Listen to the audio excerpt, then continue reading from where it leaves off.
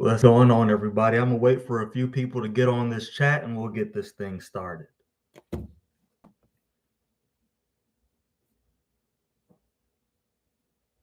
Looks like we got somebody up here. Can you hear me all right? If you can hear me, let me know in the chat.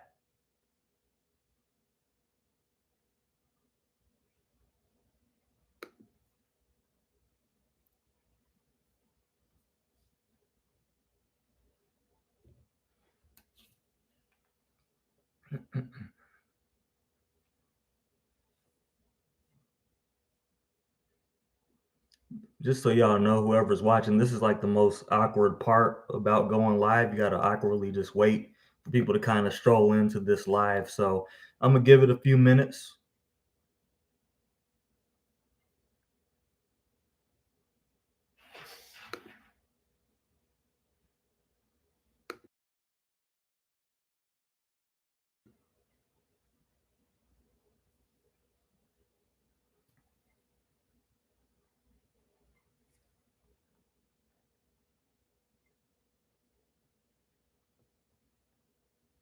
Y'all, this is my first time going live, so bear with me just for a second.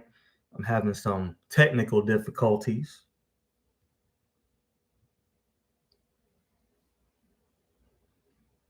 Okay, it's saying I got 3 people now. Let me know in the chat if you can hear me.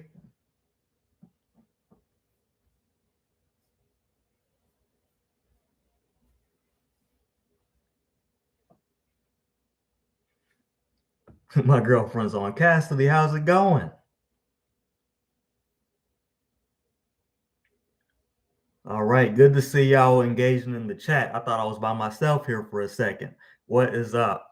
Just so y'all know, I'm waiting for a few more people to get on before I get started with this. I just want to talk to y'all real quick about building your first 100K.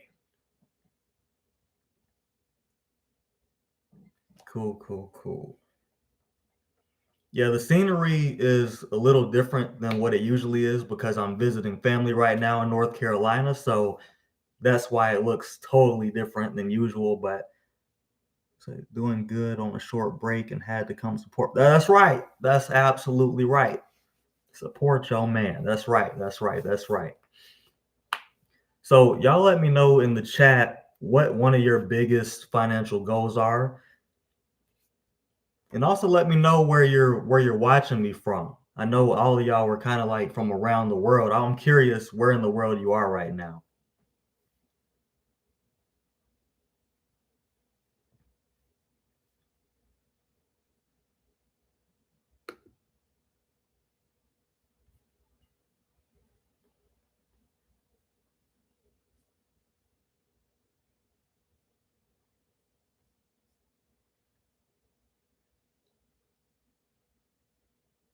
Cassidy's goal is wiping out all of her credit card debt by the end of 2025.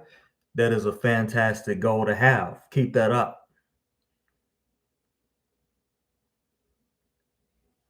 How about you, PS Insight? What's your biggest goal? Everybody who is joining, make sure you go ahead, do me a favor, a huge favor. Like this video, share it, and tell somebody you care about this video. This is going to be an extremely valuable video. Going over my notes real quick. Paying off all my student loans by the end of year 2025. Toby, I appreciate you letting me know about that. Absolutely, you can do it. So all these goals that y'all are posting and here in the comments, just know that y'all can 100% achieve these goals. I have nothing but faith in you. Okay, we got 5 people right now. This is enough, you know what I'm saying, to go ahead and get started. So hopefully y'all are doing good today, this afternoon, this evening, this morning, depending on where you are in the world. For me, it's the afternoon because like I was telling y'all, I'm in North Carolina right now. And I just wanted to, before I get started in this video and get off on my tangent, I want to give a quick disclaimer. can't talk today. So my disclaimer is this is for educational and entertainment purposes only. I might crack a few jokes up here, and I'm going to say a lot of things that are on my mind and what my opinions are. This isn't necessarily saying, hey, go out and do everything I'm telling you that I think you should do in this video. I'm just telling you that this is just my opinion. So that is my disclaimer. I'm not about to get sued for nobody up here. I just want to let y'all know that right now. Anyways, hey there. First time seeing my channel, Paula. Well, hey Paula, how are you doing today? So just so y'all know, this is my first ever live, so my heart is beating very fast, not because I'm nervous or anything, but because I'm just extremely excited about getting the opportunity to be up here and just be on live and engaging with the chat. But also in the back of my mind, I'm like, man, I cannot have no technical difficulties happening right now. That would be catastrophic for me. First of all, I appreciate all of you for coming on and just watching me live. This is not a typical time that I'm on. So usually I get on at 5:45 p.m. like Pacific Standard Time because I currently live on the West Coast right now, but I'm on the East Coast right now, and it is 12 o'clock noon, which means like 9 a.m. over on the West Coast. So I'm doing this because I'm out here visiting family. My sleep schedule and my whole routine is just completely different than what it usually is. Let's see, we got some stuff in the chat. I'm also easily distracted. I hope you're doing well. Yes, I am doing well, Paula. I appreciate that. If y'all will, though, those that just joined in, make sure y'all like this video, share this video with somebody you care about, and make sure you hit the subscribe button if you haven't already. Now, I want y'all to also put in the comment what one big personal finance goal is that you have, because I want to actually help you do that. This whole chat right here and this whole, we'll call it a webinar, YouTube Live, if you will. This whole thing is to talk about building your six figures, your first six figures in net worth. So we're not just talking about just in the bank, just in your checking or just in your savings account. We're going to talk about the map to how to get there. So I have a question for all of you right now. There's not very many of you in here right now, but I'm sure we'll start to get the numbers up here in a minute. But for right now, I'm curious, how many of you have built six figures in net worth so far? PS Insight said currently working out at the moment, residing in Wisconsin. Okay, residing in Wisconsin. Currently the goal is saving up to 10K. Absolutely. Save up that 10K. 100% you can absolutely do that. So again, chat, if y'all can in the chat, just put how many of y'all have built up your first $100,000 in net worth.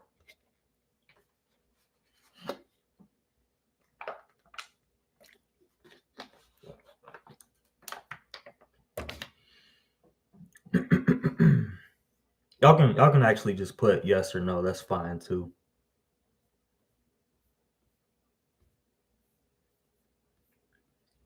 Looks like we just had somebody drop in. Make sure you like this video and share it. Also in the comment, I'm asking everybody if they hit their first $100,000 in net worth or not yet. And I'm going to build off of that. So if y'all would just let me know in the comments if y'all built your first $100,000 in net worth yet. And I expect that most people are going to say no, because that's a very hard feat to achieve, especially if you're just getting started on your personal finance journey. And a lot of people actually don't know what their net worth is. Like the beginning of this year, I had no idea about what my net worth was until I actually put every account together and did the calculation myself and actually built a spreadsheet. So I'm just curious. So Cassidy says no, not yet, but one day, absolutely one day. One day you will get there. So we're just going to go ahead and get started. I appreciate y'all for joining this video. I'm going to jump into my point behind this. Paula says my goals are to save money and pay off debt. No, I have not started. Okay, there is absolutely nothing wrong with that, Paula. So the reason I bring up all of this six-figure talk and your first $100,000 and just wealth building in general, like I told y'all, I am visiting home in North Carolina right now. I've been having a lot of talks with my family about building wealth and investing in stocks. And what I've noticed to be a commonality amongst all of them is that there's like of course, there's like the part where there's like a knowledge gap. Like not everybody knows how to invest, and that's perfectly reasonable. But then to add to that, there's also the risk factor, and there's a little bit of a fear factor about building money in doing such in a certain way. Most of us are taught to, budget your money, save your money, go to school, get a good job, get a good salary, save your way to wealth, buy a house, and that's not bad advice, but it is incomplete advice. The advice that we need to be looking at is investing. And here's how I can prove that. All of us on this live right now, I'm assuming we all have full-time jobs.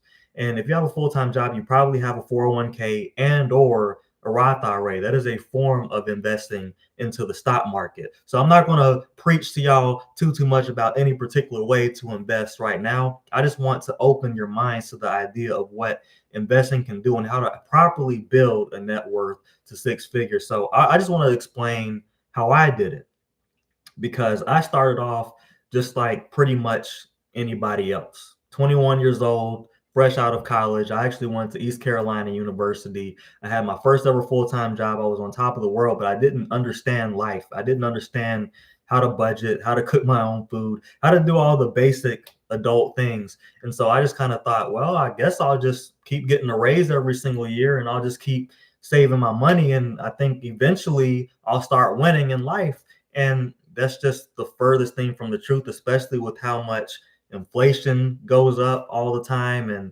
the prices are just getting crazy, and the prices of investments are going up as well. So there's all these factors that I just wasn't privy to. And the biggest flaw that I had in my financial game was I tried to do everything 100% by myself.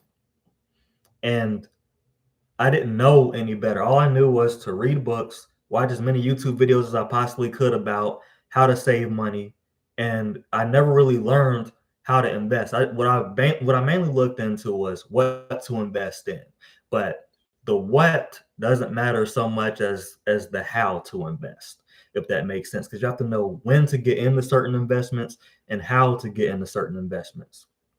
So just what to invest in. You can invest in the same exact thing that I'm invested in right now and not have the same return that I have, because I might have gotten in at a totally different price than you did. And if my price went from, let's say, $1 to $1,000 and you got in at $500 and yours went to $1,000, you're not getting the same exact return as I'm getting. I hope y'all are following me right now. Let me know if this is making sense in the chat. Drop some money signs if this is making sense in the chat, please, if y'all will be so kind as to do so. Also, make sure y'all were liking this video. And I also want to just talk real quick.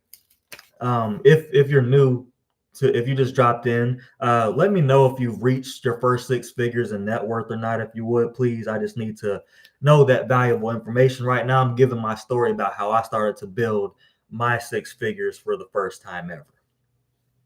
And actually, I don't think I mentioned this, so I'll mention it now.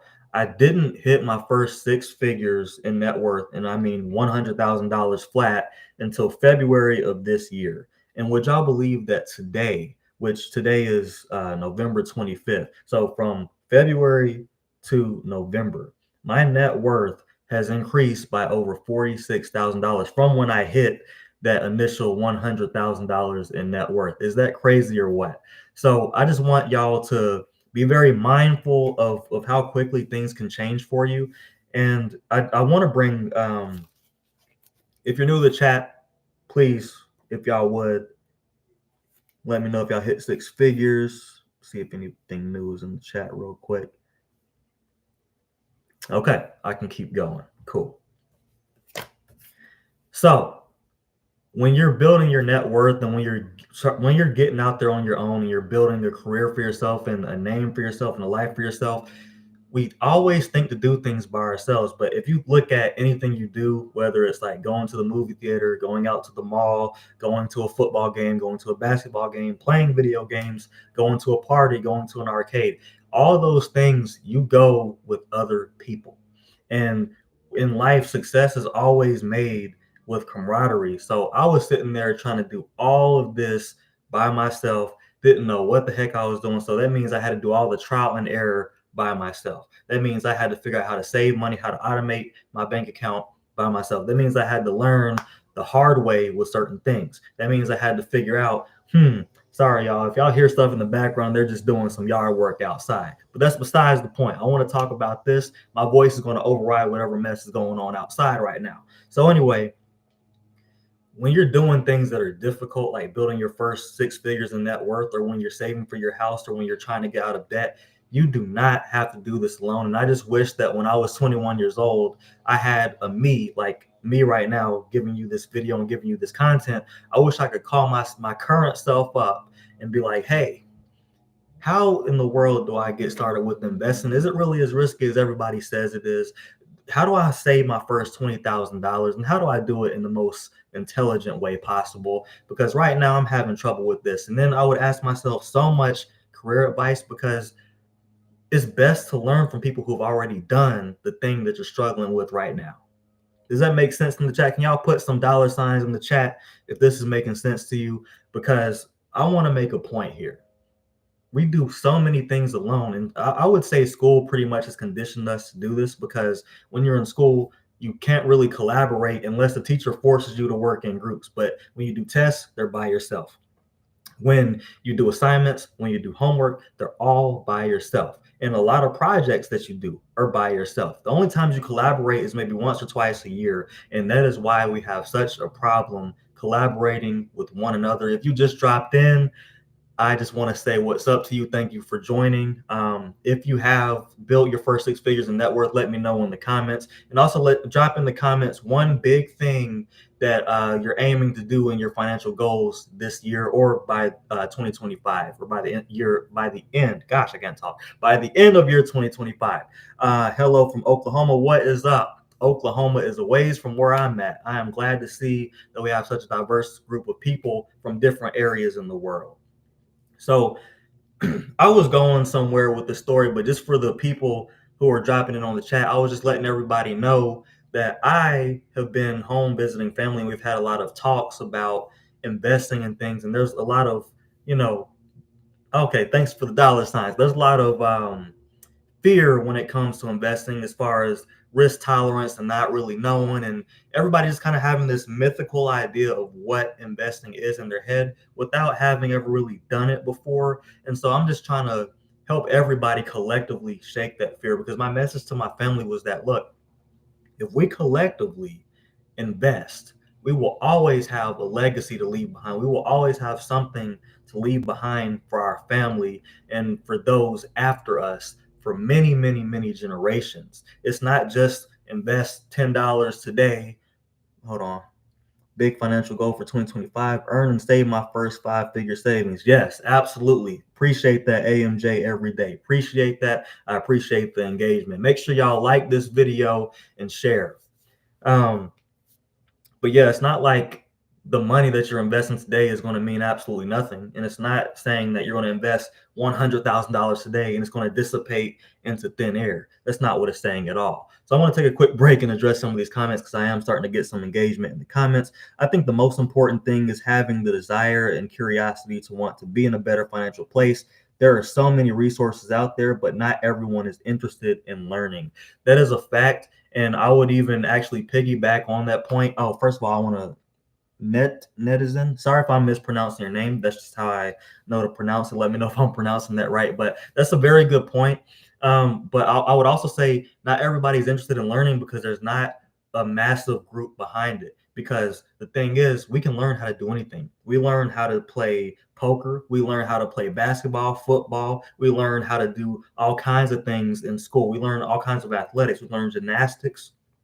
A lot of people learn how to be a cheerleader. A lot of people learn how to play chess. I mean, the learning part, or the learning aspect of personal finances, actually isn't that complicated. It is the discipline and the fortitude required to actually be successful financially, which a lot of people don't get. But I believe if we had a collective group, a team pretty much, of people who actually had certain strong-minded opinions about certain aspects of personal finances, and we made this fun, and we made this interactive, and we made this a team effort, and we made it everybody's responsibility, I promise you there would be a lot more interest around personal finances, and it wouldn't be such a boring topic because everybody finds the idea of personal finances and budgeting and things boring, but nobody finds having money boring because you can do what you want when you want with money. Everybody wishes that they had money.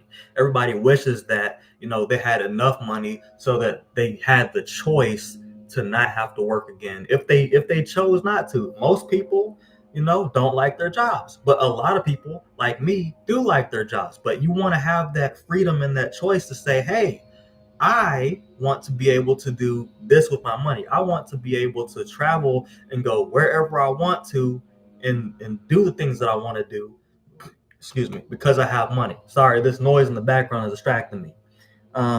Maybe I'm looking too deep into it, but I feel like most people aren't looking into finances because they don't feel confident in themselves to do so. That's also a thing. There's an idea that I had the other day that some people are just self-sabotaging, because if you look at self-care as a general topic, people will say when you go out to eat or where you go out to travel or when you go out and spend a lot of money, what do they say? They say treat yourself. You deserve this. And they frame it as if it's self-care, but in reality it's self-sabotage if you don't have the funds to be going out here to do these types of things. You get what I'm saying? So in that way, confidence is a big portion of that. Netizen said, true, I think it's really hard to make sacrifices to achieve financial goals. That's why many don't practice, even if they do have the knowledge. And that's the thing. You can have the knowledge to do something and still not do exactly what you know you should do. And I don't want to go off on a super long tangent, but that's why I did certain things. Like I created certain tools for you all, like my smart money calculator, my net worth tracker, my savings goals tracker. I gave you guys free products, paid products, and I did these things at a low price point or even free because I want them to be easily accessible to everybody. But I couldn't help but notice not a ton of people actually take advantage of these products that are on the market. And I'm thinking it's because of the simple fact that there's not a giant group or a giant team backing this up. You get what I'm saying? Hold on a minute, y'all. I'm going to take y'all to a different room because I'm not about to keep dealing with this about useless noise in the background. This is impromptu. This was not planned, but I am going to a different room at this time. Okay. I'm actually in my old bedroom right now. The noise has not improved, so I will go somewhere else now. Y'all leave me something down in the comments if y'all have a question while I'm finding out my relocation situation. And also let me know if y'all can hear the yard work in the background too.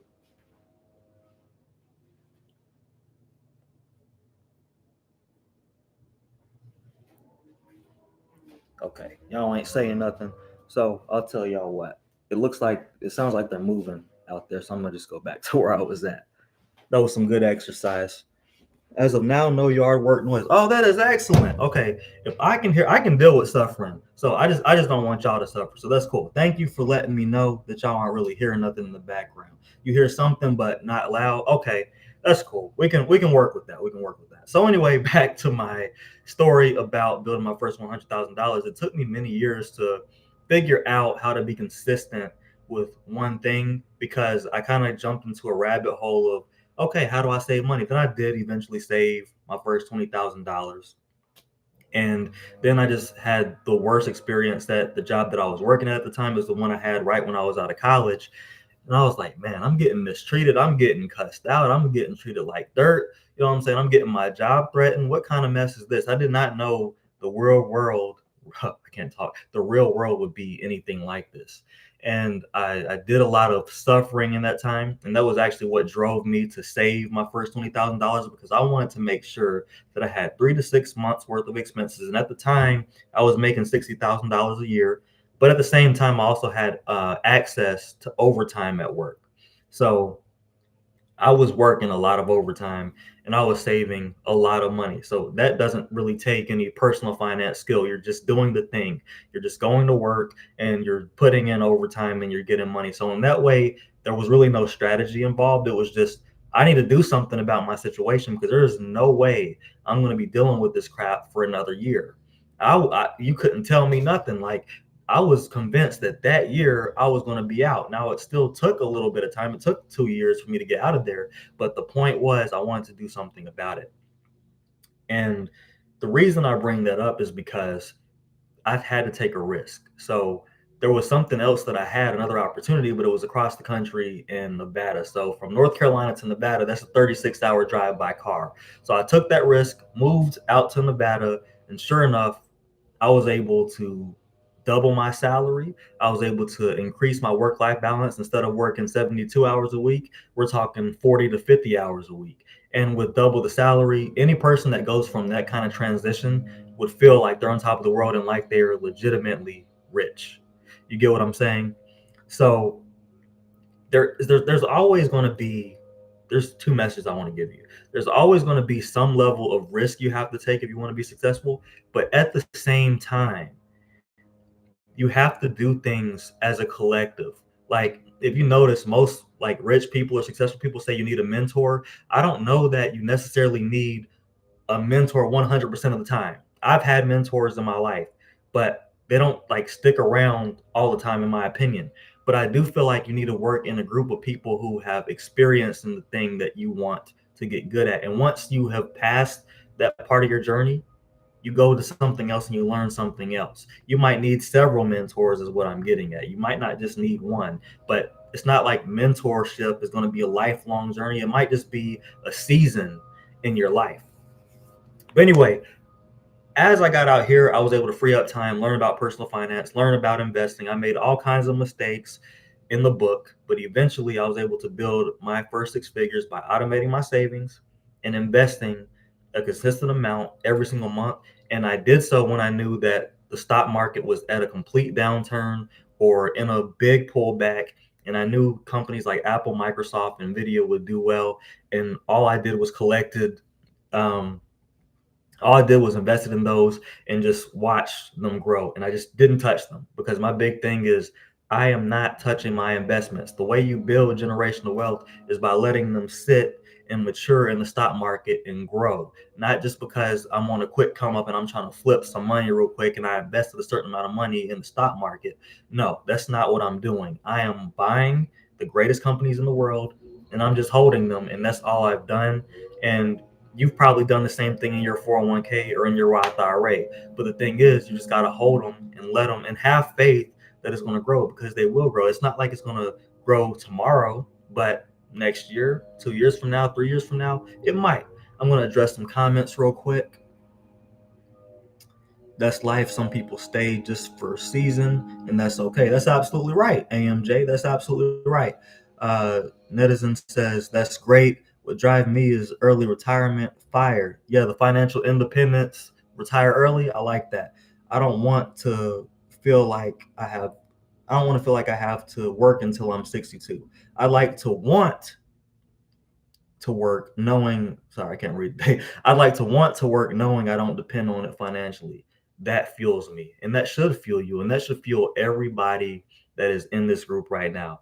And the thing is, the way you get there isn't by saving your money, and I'm going to prove it to you. So there's this famous concept talking about, would you rather have $1 million today, would you rather have a penny doubled every day for 30 days? So if y'all would let me know in the chat, which one of those, like if I were to offer those to you right now, which one would you choose? Would you choose a penny doubled every single day for 30 days, or would you choose $1 million right now? Let me know in the chat.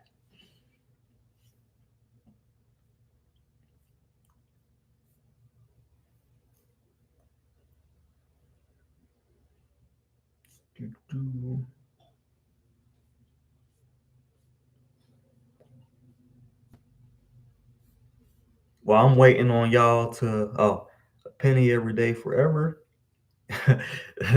No, a penny doubled every day for 30 days. So for a month, you get a penny and it doubles every day, but it only lasts 30 days, or $1 million.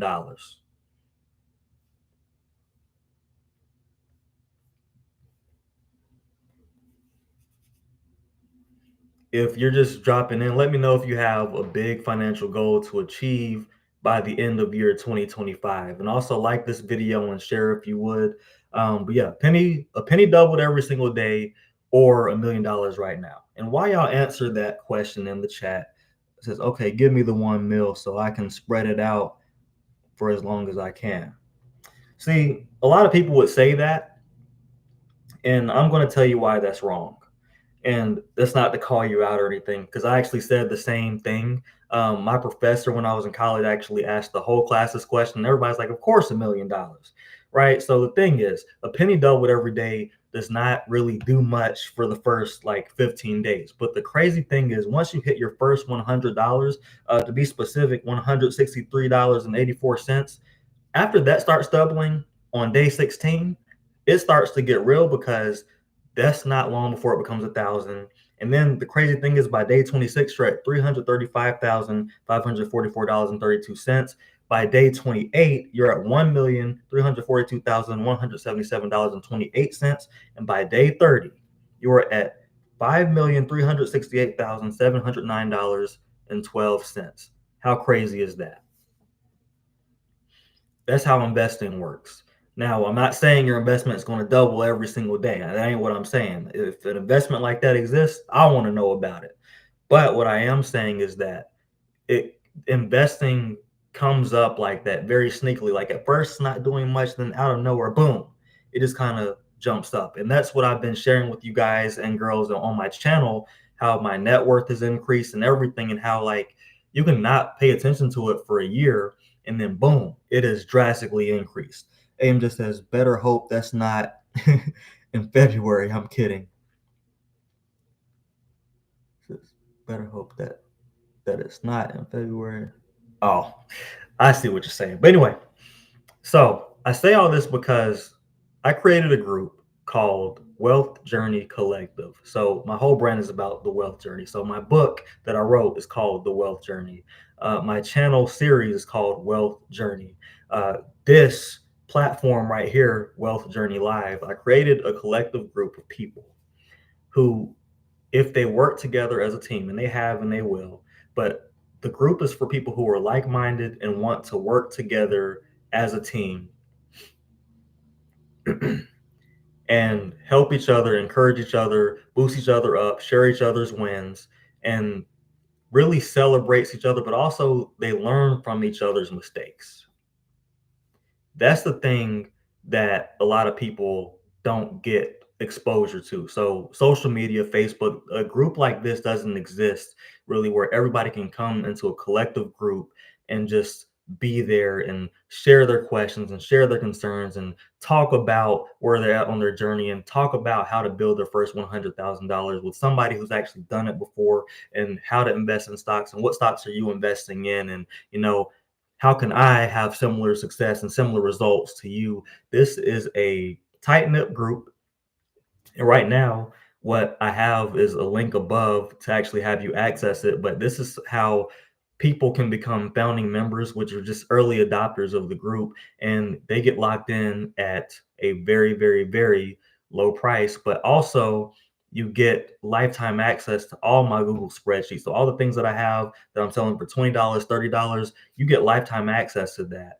And like I said, the price point is very, very low to be a member of this. But I want to collect something where people feel like they're part of something exclusive. And that's the only reason really that there's pay behind this, because having something like this for free, you're going to get a mixture of people. I want to have a group of like-minded people who are willing to invest something up front and actually be a part of something that is bigger than themselves, because there I personally share what I invest in personally. Like at the time that I invest, I tell you what I bought, when I bought it, what price I bought it at, and why. Like I explain myself, and I'm not saying, hey, invest and follow what I'm doing, but I'm saying, hey, this is what I'm doing. So if you ever have a question, how did he build this net worth up to this point? I'm straight up telling you in real time how I'm doing it. But I also have live calls similar to this, except they're a more engaged and like tight knit group. And they have questions. They can ask me questions personally. They can message me and I will answer them. And they have more access to more people who can actually directly help them and impact them positively on their financial journey. If you were just dropping in on the video, let me know what one big financial goal is for you by the end of year 2025, and I want to help you out with that.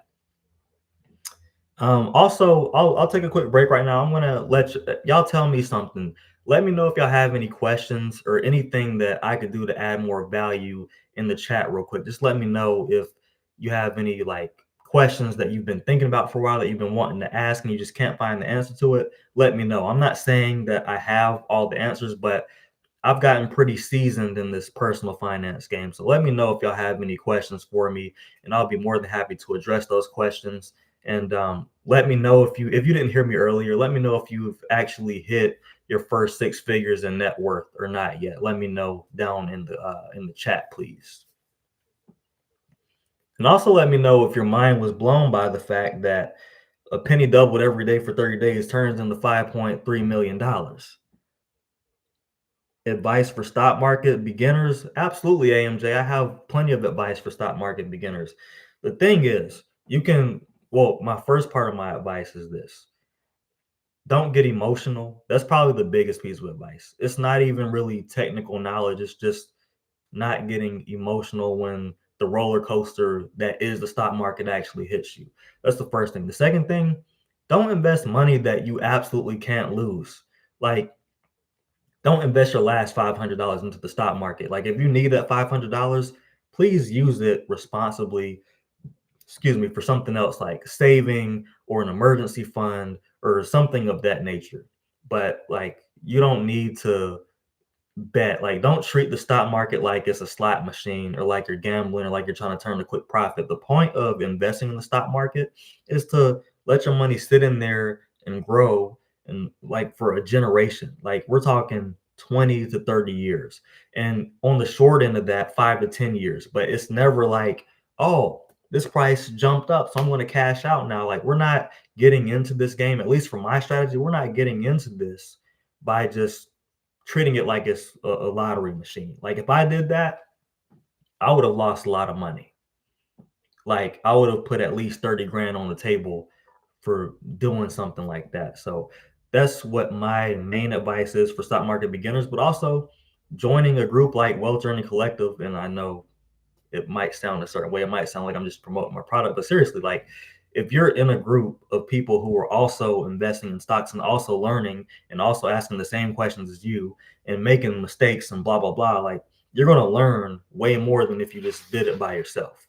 You get what I'm saying? So for me, that's the top pieces of advice. Like, if I had to give advice to my younger self about stock market investing, I would tell myself, look, man, invest money that you can afford to invest. Don't take money out of your savings account to invest. And when you do invest, make sure you have 100% confidence in the company. Do your research. And the research isn't that complicated. The research is this company a good company? Who's the CEO? What does their balance sheet look like? How is their debt to income ratio? Obviously, if their income is greater than their debt, that's a great sign. How much cash do they have on hand? These are the types of questions that I would say you should definitely be asking yourself when you go into investing. But most importantly, invest in stuff that you already understand. Like Apple, for example, this iPhone right here, Apple is pretty easy to understand. They are a conglomerate. They are absolutely a dominant uh, company in the space. So that right there is pretty much all you need to know. There's not too many companies that can directly compete with them, and even their competitors know they can't really see Apple when it comes to technology and software and things like that. They even make their own chips. Like, there's so many aspects to Apple. I'm not promoting Apple as an investment, but I'm just saying that's an example. So you already pretty much know what companies are good. All you need is a few good companies over the long term, and your account will explode. So that would be my advice to any beginner. Hopefully that helped, AMJ. Let me know if that was helpful. Does anybody else have any questions for me? Anything that they would like to ask? AMJ, you can ask more questions if you have them, because the stock market is one thing in life that gets me fired up every single time. So, okay, cool. That was helpful. Good. Let me know if you got any more questions. Anybody else? If you're new here, let me know if you hit your first 100K in net worth or not. And if not, we're gonna have a little chat about that.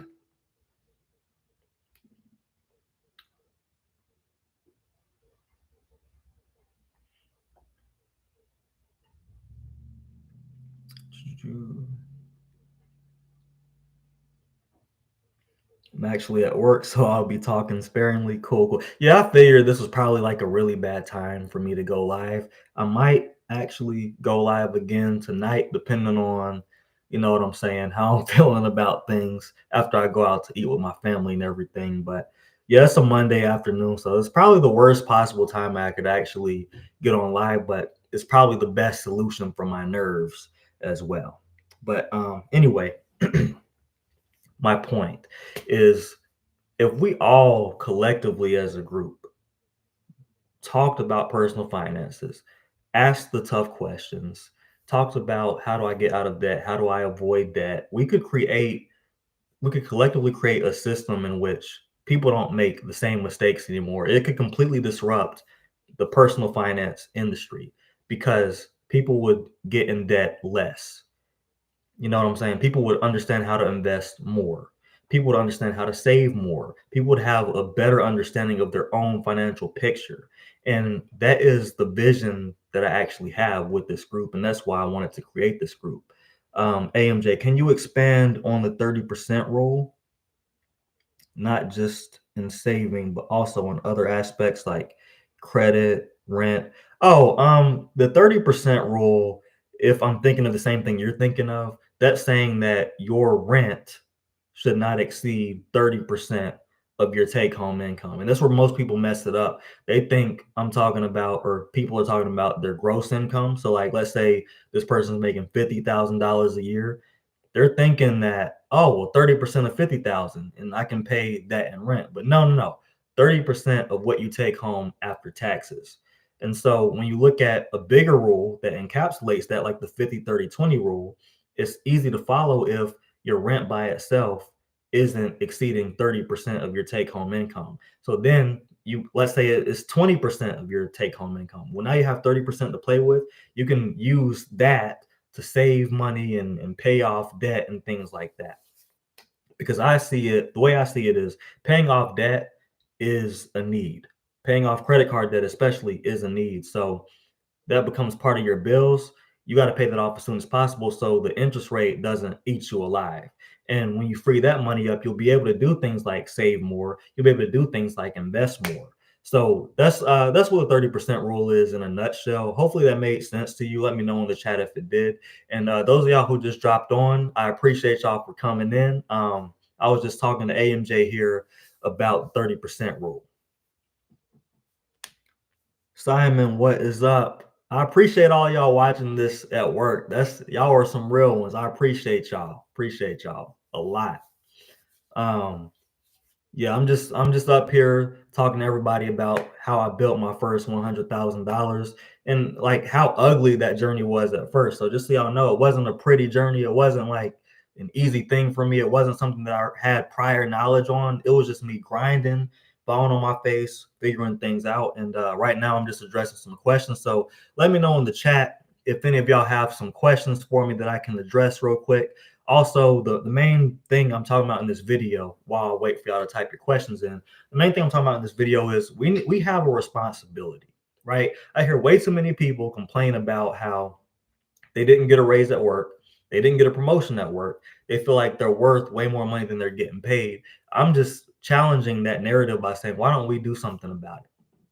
Why don't we together come as a group and share our wins, share our mistakes, share what not to do, right? Share how we've gotten our successes, and we can learn from one another and build off of that information in such a way that has never been done before. There's there's not a group that exists that I've seen in which we can all collectively come together and share those exact things. I'm talking we can share what we're investing in. I do that. So the group is called Wealth Journey Collective. I've already created the group and I'm posting in there regularly. I'm sharing what I'm investing in. I'm sharing my wins. Like for example, today, for the first time ever, this was a huge milestone. I actually did something big that I told myself I would do from the beginning of the year, and that was maxing out my Roth IRA for the first time ever. $7,000 are in that account, and I'm super proud and happy about that. So this goes beyond building six figures. The reason the number $100,000 comes to mind.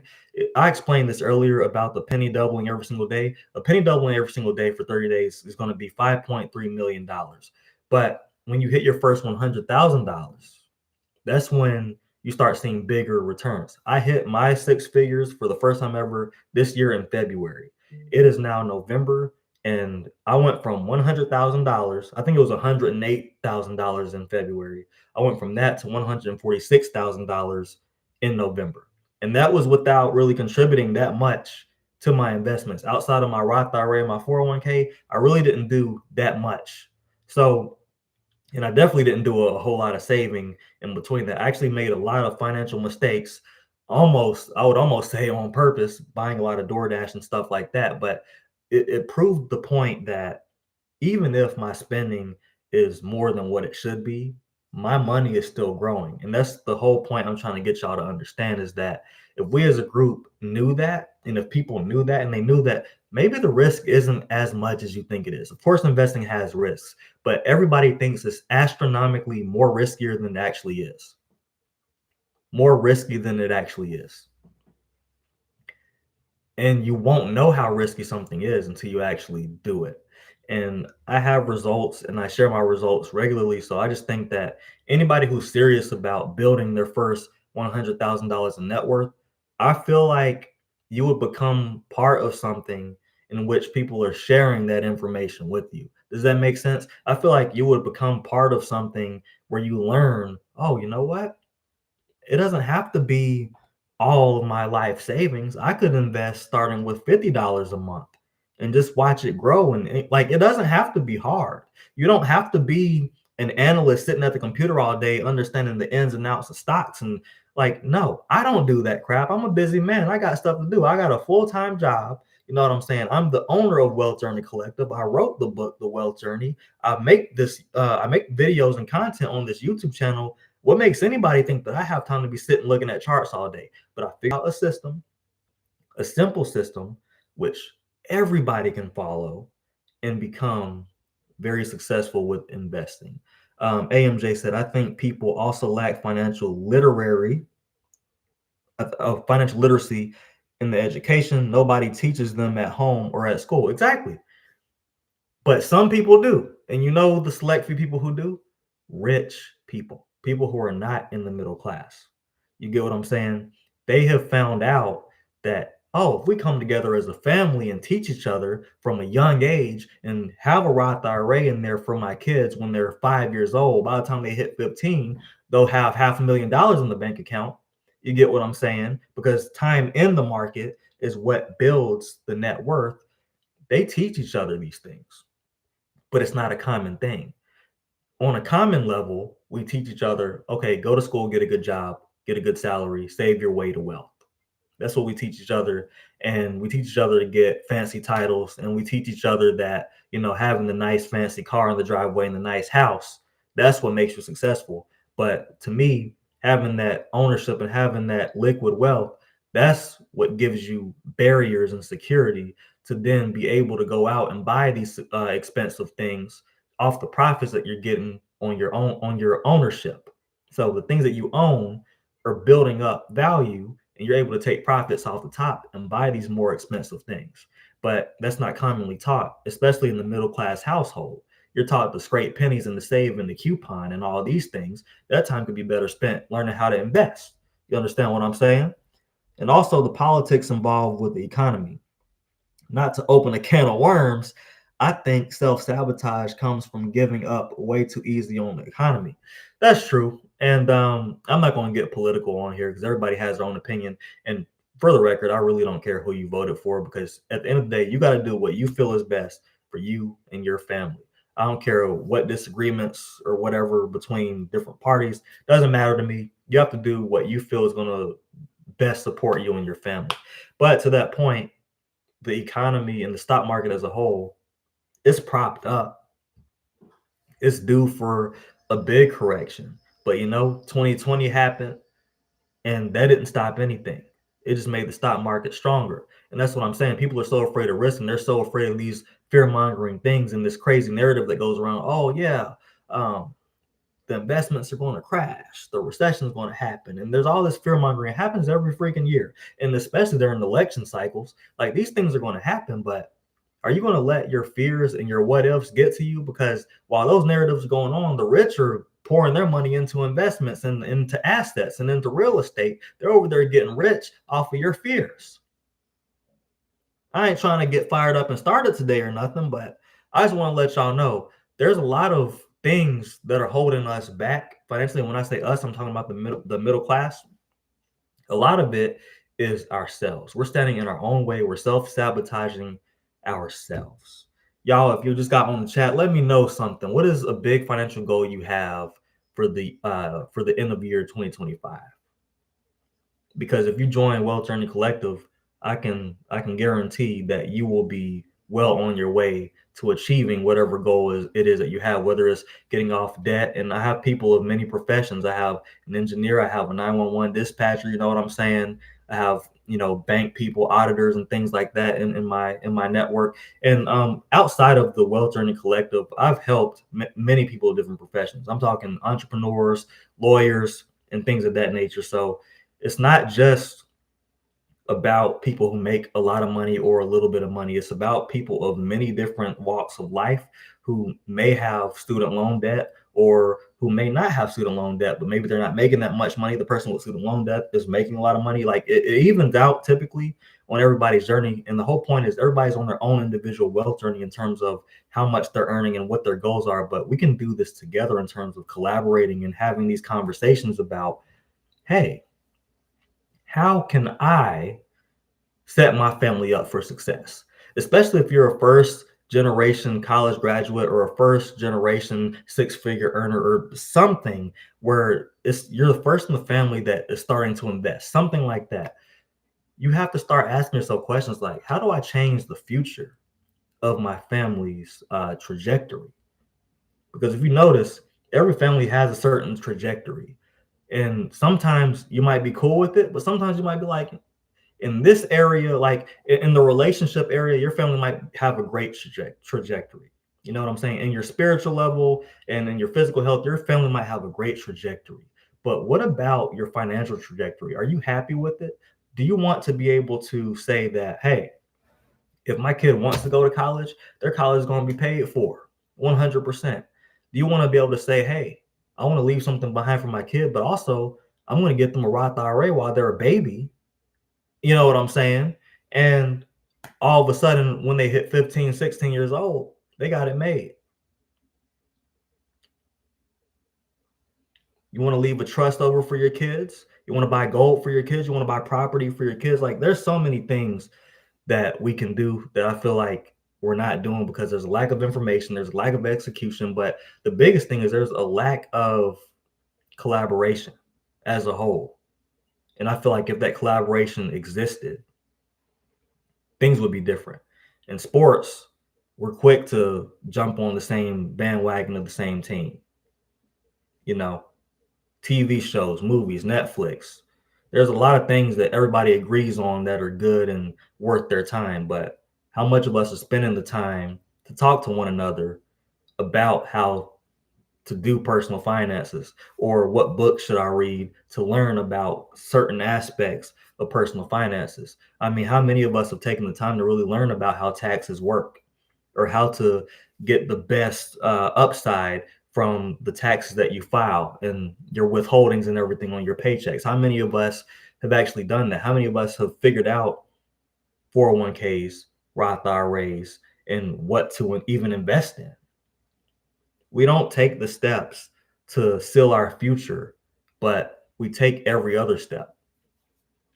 That's just something I noticed. And that's what I was talking to my family about when I got out here, because I'm like, look, I'm hearing stuff about, the corporate world not being this or that, or you're not making the amount of money you're wanting to be making. But, if you would have invested in the auto zone, when I'm talking about 20 years ago when it was like $30 a share, you would be up because now AutoZone is $3,099 per share. And I would argue that that wasn't a very long time frame. Now, Let me know if y'all have any questions in the comment. We can keep this thing going if y'all want to. I've been on for almost an hour now, but yeah, I'm here to answer your questions. If you have any questions for me or anything, let me know. I think I will get back on tonight, actually. AMJ, how does investing in the stocks impact yearly taxes? Does it affect returns? Well, here's the thing. If you invest in the stocks and you just hold them, it's not going to affect your taxes at all. Like you could be up $100,000, it wouldn't affect your taxes. Now, if you cash them out and you liquidate, yeah, then that's going to count as capital gains tax. So you will have to pay taxes on that. I think capital gains is something like 15%, assuming you're taking out under $500,000. And that's the best part. That's where a lot of rich people will say they have tax advantages because they just hold on to their stocks and don't sell them. Would it be possible to transfer stocks to your kids? Yes, Simon, that is 100% possible. You absolutely can transfer stocks to your kids. It's even better if you list them as beneficiaries on your investment account. Wow, I assumed but never knew. Nah, that's the thing. It's not a dumb question. It's not a dumb question at all, AMJ. That's a good question to ask because the thing is, a lot of us don't know. So when you're able to get into a group, you know what I'm saying, and ask somebody who knows, you're good to go. Of course, you can Google search it, but then there's like mixed information and there's a lot of mess. What I'm saying is when you can get into a platform and just ask somebody, like you're gold. So I appreciate y'all for asking those questions. Let me know in the chat if y'all want me to get on again tonight. I will around 8:45 when I usually post my YouTube videos. I'll get on again tonight if y'all want me to. No tax deductions, correct, when transferring to the next generation? No tax deductions. If it's a transfer, no, there's no tax deductions, no. That's a good question as well, Simon. Thank you for asking. I'm down for another stream. I appreciate y'all for sticking around, man, because I know at first I was in here going through it. Now I had people outside doing yard work. I was in here acting up. But you stayed and you listened to the message behind what I'm trying to tell y'all, because the thing is I just want to help as many people as possible. And I feel like if I keep making YouTube videos where I give general advice, it's gonna help some people, but I feel like I can help the most people and impact the most people the best by just having them inside of the Wealth Journey Collective, because I've already seen, I don't even have that many people in the Wealth Journey Collective right now, but the people who are in there are interacting with each other and sharing their wins and uplifting each other. And I'm also adding value by showing them what I'm investing in and sharing my wins too. So having a group like that, not only is it a great support system, but it's just a genius group to have. Like everybody can help each other. There's a group chat. You know what I'm saying? Everybody can interact and enjoy with one another.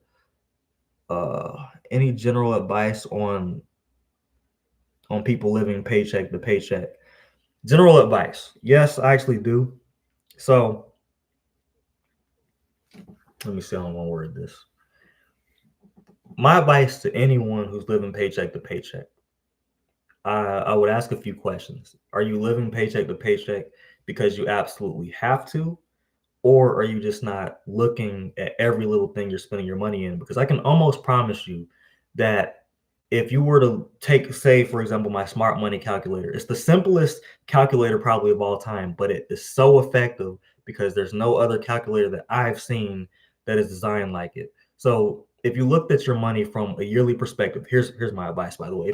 If you look at your money from a yearly perspective and you break down all of your bills, and the calculator calculates it for you, but it shows you how much money per year you're spending, you know what I'm saying, on like your rent or on your utilities or on DoorDash or on the grocery store. And you will quickly see places and areas where you can actually cut back. It also has a portion where it shows you how much, you know, you're allowed to spend per month. It's the allowance number is basically the number that you're left with after all your bills have been exhausted. And if that number is negative, that tells you right there you need to make some adjustments. And there's some adjustments you can make, like You don't have to spend the amount of money you're spending every single month in groceries. You don't have to spend the amount of money you spend every month on rent. But if that's something you can't get out of, I feel that. I understand that. I hate moving too. And plus, that might just be the cheapest place you can stay at in the area you're in that's also safe.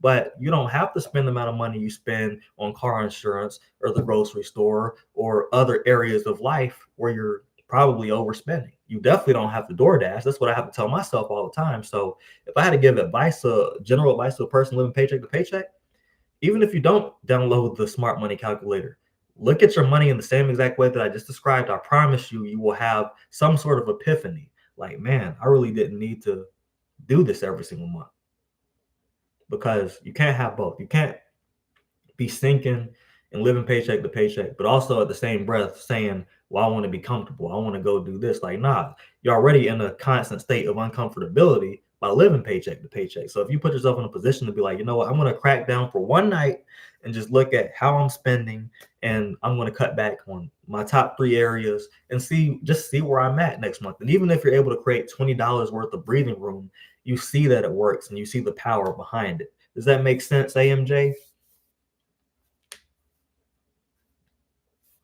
Ask me some more questions, chat. I know we got at least 6 people in here. I don't even know if this counter is accurate, but I know y'all got some questions for me. Let me know if y'all got some questions in the chat. I'm straight up here to answer whatever questions y'all have, and to the best of my ability, I would say. But yeah, let me know if y'all got anything else.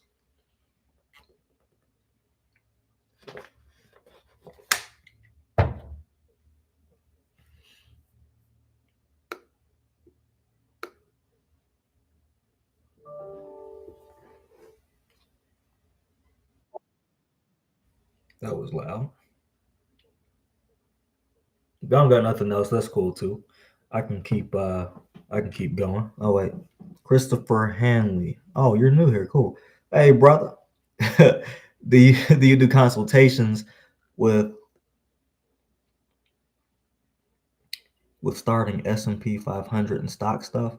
Do I do consultations? Well, I'll tell you this, Chris. I don't know if you go by Chris or Christopher. Well, it says Christopher, so I'm gonna call you Christopher. I do consultations in which we can talk about whatever you want to talk about. However, I will say I don't give fiduciary / financial advice about investing. So I'm not going to be like giving you stock picks. The way that I teach, I actually share with people how to know what to invest in. And I have lists in which I've created and done extreme research on a bunch of different companies. And I let you know there which ones are highly reputable and which ones have a good upside. And I show you how to look at the fundamentals in terms of how. And I keep it simple because sometimes the more you know, the more you can get yourself into trouble. And I want y'all to be as successful as possible. So there is a such thing as too much information. So in short, yes, I am a financial coach. So I usually help people with like budgeting, and I help them by using like my spreadsheets and my other products and integrate those within the coaching and things like that. How much is the consultation for that? Um, Hold on, let me put a link to my website, y'all.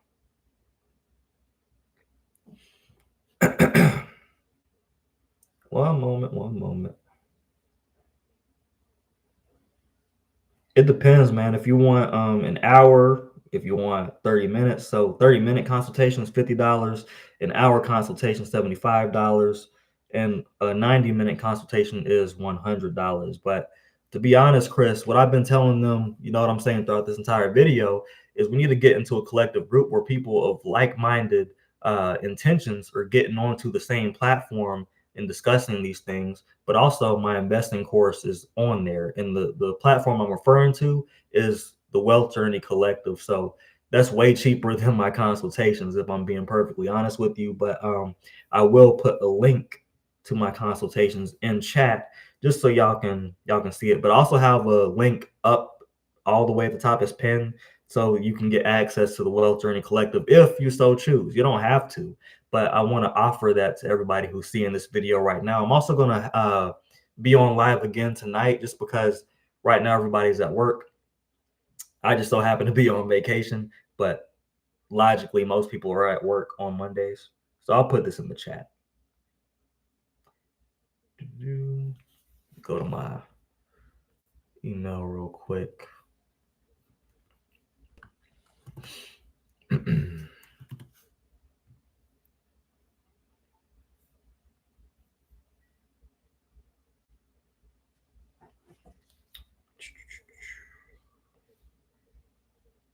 While I'm getting this done, I'm gonna see if I got any more questions. The investment program is called Wealth Fast Track, but it's on the Wealth Journey Collective. So that's the platform that I'm hosting that course on. And it's not finished yet. It's actually not going to be finished till Christmas. But that is where you're going to get the most in-depth information about the course. I actually been tracking my spending recently.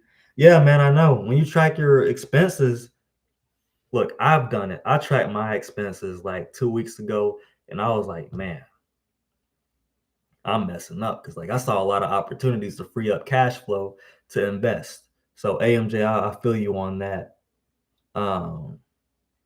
It's better late than never. Yeah, it's better late than never. Chris for short. Okay, Chris is cool. I like Chris. All right, so I like Dave Ramsey. I know budget already, but like your budget stuff. But I like your budget. Okay, I appreciate that you like my budget stuff. You know what I'm saying? And that's the thing. Everybody pretty much knows how to budget their money, but not everybody knows how to build their net worth to their first 100,000. I still struggle eating out, but I don't use credit card as much, so that helps. Yeah, anything you can do to free up cash flow and budget better, you'll be in a much better financial situation in that way. And even myself, man, I struggle. You know what I'm saying, with eating out every now and then.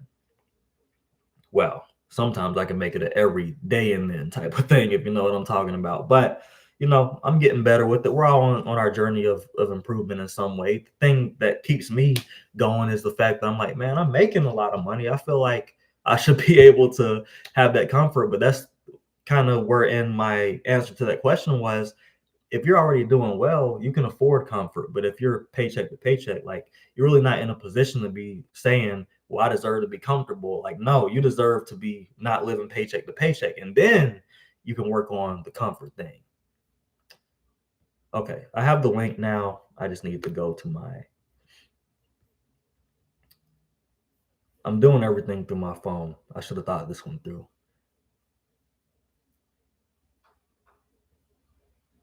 All right.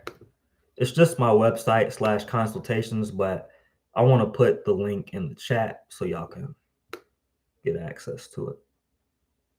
Ain't nobody trying to type all that mess out.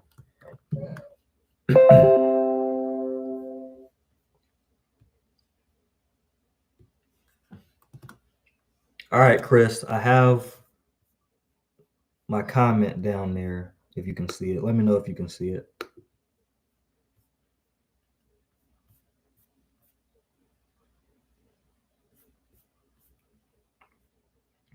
All right, it's in there. So if anybody wants consultations, definitely do it. But the big thing that I'm pushing, especially for the year of 2025, and especially before Christmas, Chris, if you were just jumping on when I was talking about this, the Wealth Journey Collective, I'm working on getting a good chunk of founding members, and the founding members are locked in at the lowest possible price, in which you have all of my Google Sheets and all of my files and all my budgeting methods and things, lifetime access, but you also get access to my course for as long as you remain a founding member of the Wealth Journey Collective.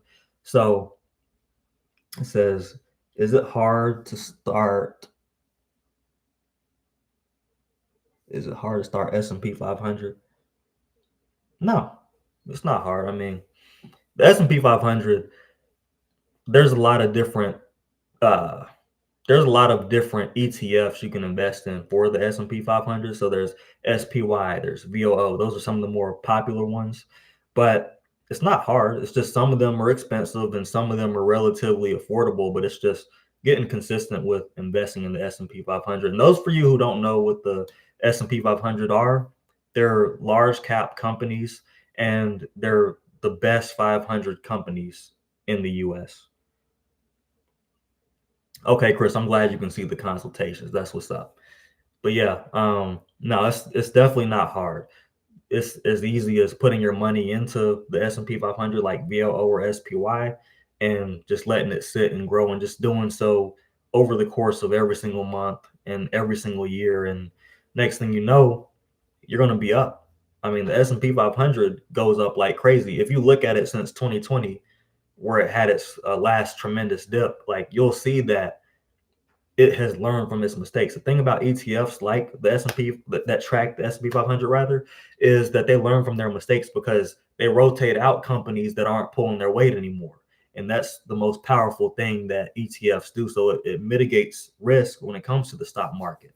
And a lot of people don't realize that. And that's why I say, like, look, the stock market is not as risky as you think it is because it takes its top players and says, hey, you're at the top. I'm putting most of my money into you.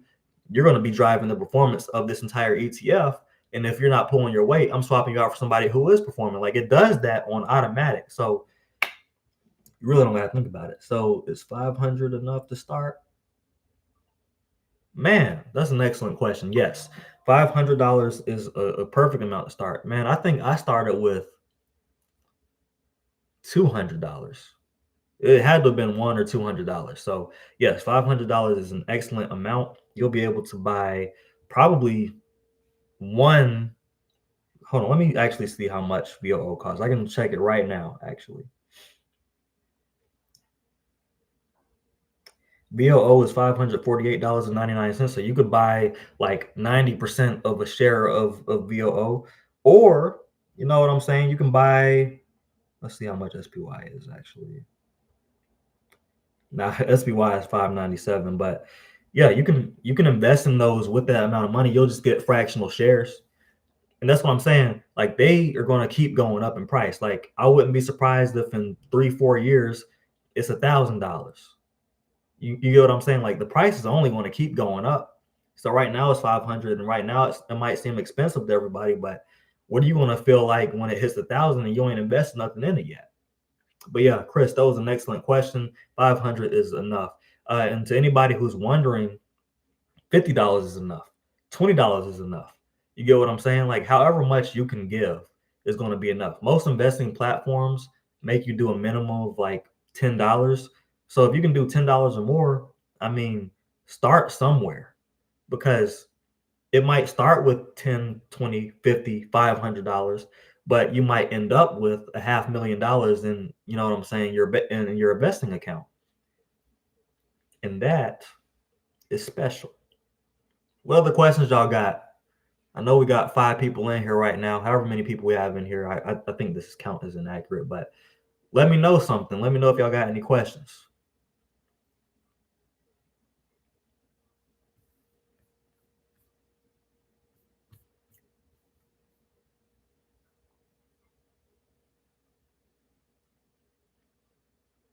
You're welcome, Chris. You are absolutely welcome. Chris, let me know in the chat. Were you here for the first part of this presentation? Were you here when I talked about my journey of getting 6 figures and how I got started and everything?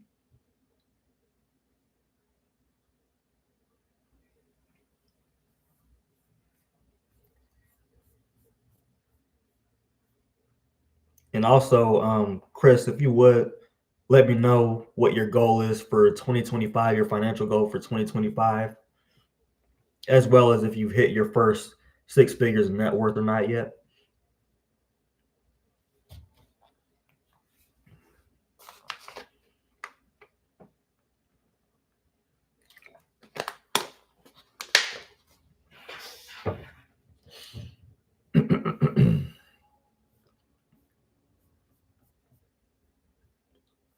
Okay. AMJ, I found you from your parent moving out videos. They give me a sense of hope that it's possible for this generation to thrive because Gen Z is struggling out here. Look, man, everybody's struggling out here, not just Gen Z, millennials. And I'm a millennial, just so y'all know.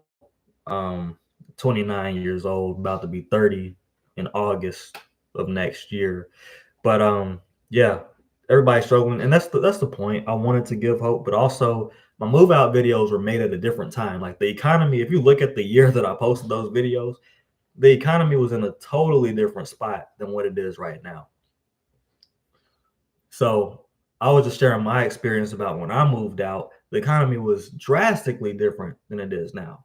Like the average rent wasn't like $1,300 or $1,500. Like it was different. I was in a townhouse, 2 bedrooms, 2.5 bathrooms, and it was upstairs, downstairs. It was real nice, all brick and everything. That was $870 a month, and I was 21 years old, and I was making some good money at the time. Right now, it's different. Like for a single bedroom, especially on the West Coast, that'll run you about 1,800 easy. No, I came on later, but I saw your vids and how you make six figures, and I make close to 50,000. Okay, okay, that's what's up. That's what's up. Yeah, I just wanted to ask Chris because I didn't want to like say anything out of context and you didn't know what I was talking about, because it looked like I had a decent amount of people on, but like half the people, like probably more than half the people were watching me from work, so they were tuning in, so they had to sign off for their lunch break ended or whatever. So that's why I've been on for so long, for over an hour. I want to move up to six figures. I have a degree. Oh, you will. It'll happen. And the most important part is doing the most you can with the money that you have right now. That's probably the most important thing, because once you do get six figures, you'll know exactly what to do with it. And when you know what to do with it, you'll put it in all the right places, and it'll grow exponentially more than it would if you didn't know what to do with it. So it's good that you're watching this right now and you're asking me these questions, because like I can tell you what you're making right now, that's solid. But once you get the six figures, you'll be even better at allocating that money. So that's real good, Chris. Keep that up.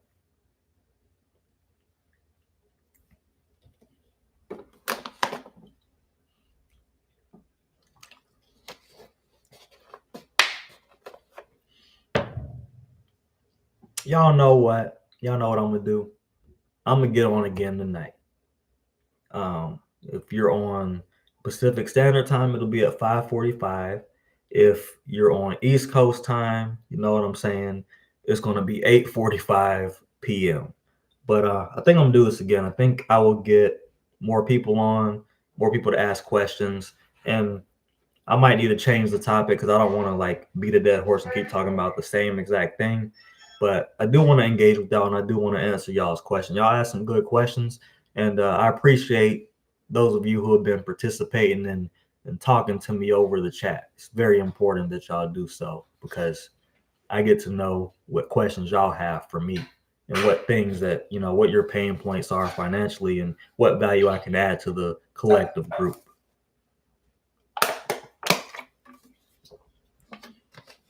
All right, y'all. I'm about to sign off, but before I do y'all have any questions? Any final questions, comments, concerns, objections? My mom's in there acting up. All right, y'all. Well, it's been real. I appreciate y'all for joining. I'm signing off. I'll be back on tonight when y'all aren't at work. You know what I'm saying? So we'll see how it turns out tonight. AMJ said, thanks for the stream. Enjoy your vacation. I appreciate that, AMJ. I am very much enjoying my vacation. And yeah, after tonight, when I go out with my family and come back, I'll be back on, and we'll have some more in-depth conversation. If you find people want to join me on that, I will be on again tonight. Y'all have a good one.